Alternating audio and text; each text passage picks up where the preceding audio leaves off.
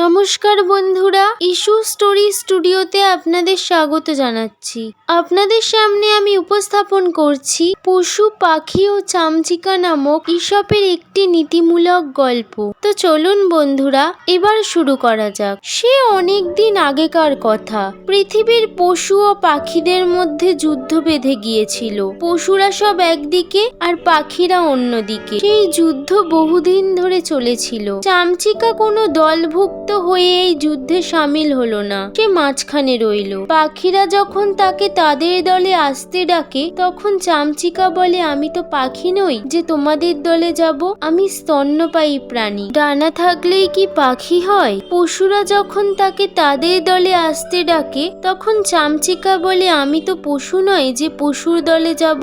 আমার রীতিমতো ডানা আছে, আমি পাখি। আসল কথা, চামচিকা সুবিধাভোগী। সে যুদ্ধে সামিল হয়ে দুর্ভোগ ভুগতে চায় না, তাই দায় এড়াতে কোনো পক্ষেই গেল না। পশু ও পাখিদের এই যুদ্ধ একসময় বন্ধ হলো। তারা নিজেদের ভেতর সন্ধি করে নিল। চামচিকা এবারে পাখির দলে যোগ দিতে চাইল। পাখিরা তাকে নিল না। পাখিদের কাছে বিতাড়িত হয়ে চামচিকা গেল পশুদের কাছে। পশুরাও তাকে তাড়িয়ে দিল। দুদলের কাছেই অপমানিত হলো চামচিকা। এতে সে খুব দুঃখিত হলো। কোনো দলে স্থান পেল না বলে বেশ মর্মাহত হলো। সেদিন থেকে তার বসবাস হলো গর্তে বা ঘরের নির্জন কোণে। সে কাউকে মুখ দেখায় না, চলাফেরা করে রাতের অন্ধকারে। নীতি কথা, সুবিধাবাদীদের কেউ নিজের বলে ভাবে না। এখানেই শেষ হলো গল্পটি ভালো লেগে থাকলে লাইক এবং শেয়ার করুন। এরকম আরো অনেক নীতিমূলক গল্প শুনতে হলে চ্যানেলটিকে সাবস্ক্রাইব করুন